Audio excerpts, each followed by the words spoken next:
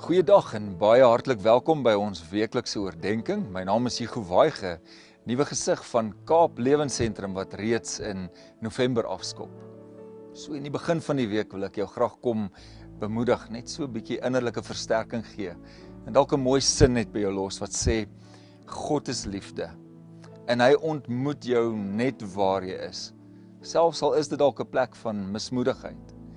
Ons Christene is dikwels daar wat ons, wanneer ons iets van depressie beleef of van mismoedig, dan wil ons skuldig voel daaroor. Maar dit is deel van die lewe en God ontmoet ons ook daar.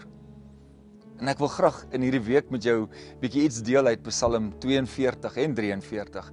So kom ons lees die eerste gedeelte saam met Psalm 42 vanaf vers 2 en 3.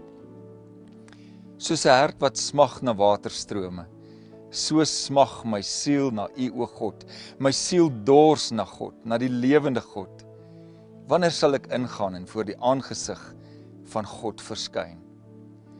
Wanneer ons mismoedig is, help dit ons om net hieraan te dink, dat ons dors en ons smagting eintlik maar net na God is. Ons siel smag eintlik maar net na die Here. So die vraag wat jy vandag dalk vir jouself moet vra, is, wat is dit waarna my siel smag? Wat is dit waarna ek begeer?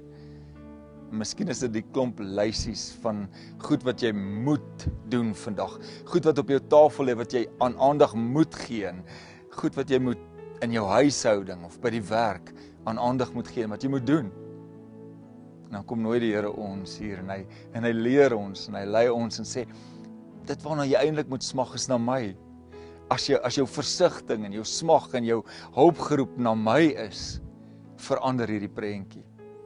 So wat ek jou vandag eintlik wil vra is, wil jy sien hoe dat die Here jou mismoedigheid kom verander, of hoe dit voel of jou wêreld dalk uitmekaar val en hoe hy net kom en dinge weer bymekaar sit en hoe hy net weer kom herstel bring?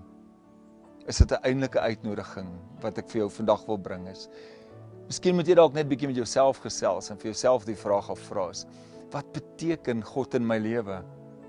Hoe opreg en hoe eerlik is ek oor die gevoel in my hart en die begeertes wat ek het, is dit na God? Want as ek daarop kan antwoord en my smag en my versigtiging na God is, kom verander daar iets in my gemoed. En dis wat ek vandag met jou wil deel. Dat jy net weer sal besef, hierdie versigtiging na God, fokus dit op hom, en nie op dit wat ek begeer vir myself en my eie behoeftes nie. En die Here sal kom en jou aanraak. Ek wil graag saam met jou bid vir die week wat vir jou voorlê en dat jy iets daarvan sal beleef, van God se teenwoordigheid, van sy liefde in jou lewe. Kom ons bid saam.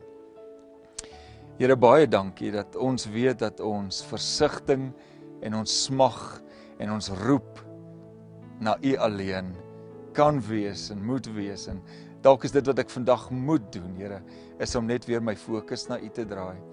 Ek bid vir elkeen vir hierdie dag, vir krag en vir bystand, in Jesus se naam. Amen.